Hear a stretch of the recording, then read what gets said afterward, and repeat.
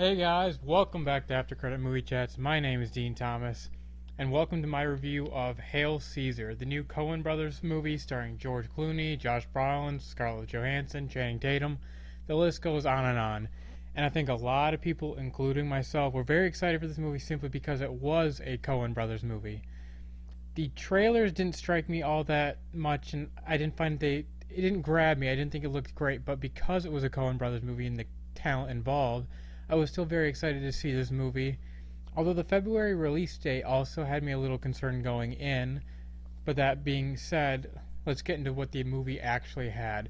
Now, the basic idea of the movie is that George Clooney plays a big time actor in the 1950s and is kidnapped by what these people call themselves the future, and this forces Josh Brolin's character, who's kind of like a studio head. He's kind of make sure the studio runs smoothly, that they don't get into PR problems with actors or anything like that. And it forces him to try to find George Clooney, hunt him down before the press gets hold of the story.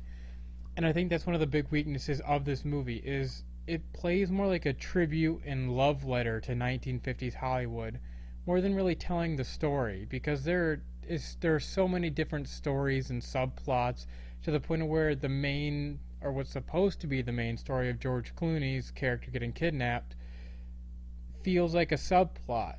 The Coen brothers seem to want to pay tribute to the 1950s Hollywood and cinema, and there's some pretty cool scenes with that, but a lot of them just felt like they were thrown in there just so they could pay tribute to them.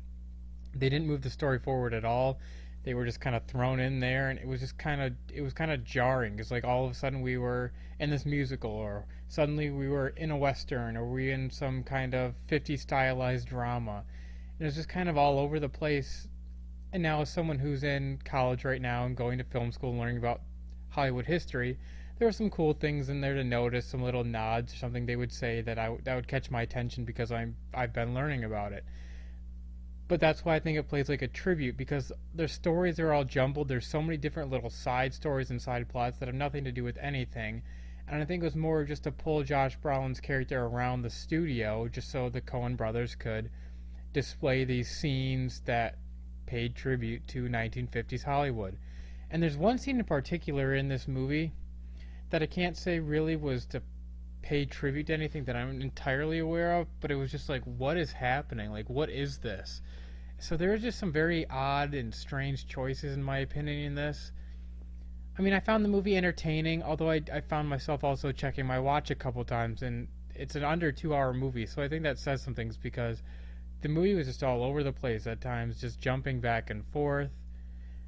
Like I said, I was still entertained. I still had a pretty good time watching it. There are some very fun scenes, even if they do nothing to add to the story. Some of them are still pretty fun to watch. All the performances are top notch. They all bring it. It's just something was missing. It felt jumbled. It didn't feel like there was really much of a story actually being told. Although I have to say, the guy that plays the Western star, and then he gets pulled into dramas, he had to be the most engaging and most fun character. And I wish they would have focused on him more, and maybe Josh Brolin's character, and made something of that into the story, as opposed to what they did with all these different little side things going on. Overall, I mean, it's a well-made film. There's some pretty entertaining moments. There's some really, really good acting. But it's just not what I was hoping or what I thought this movie maybe could have been, so maybe that's why this was put in February, not a later date. I'm not sure if that played into it. It's, like I said, it's not a bad movie. I think some people enjoy it, especially if you're a fan of classic Hollywood cinema. I think you would really enjoy it for some of the things they do and the scenes. But overall, I have to say I was disappointed. Let's score this movie out of 100. Probably gonna go a little low with this one. I'll give it a 60%. It's nothing too special. I thought that it was kind of a mess, and they had some pretty big missed opportunities in this one. So Hail Caesar, I'll go a 6 out of 10. If you guys have seen the movie, I'd love to know what you think. Were you along the same lines as me? Were there things that maybe you appreciated more than I did? I would love to hear your thoughts in the comments below, or on Twitter, where you can follow me at AC Movie Chats for all the latest movie news and more of my reviews. That's where you can find all the links to my website, aftercreditmoviechats.wordpress.com. Much easier to follow us on Twitter than probably typing that all into the URL. So I'd appreciate any support you guys got there. Like I said, let me know what you thought of the movie. And keep following me for all my latest reviews and all that too. I really appreciate it, and we'll see you guys back here next time.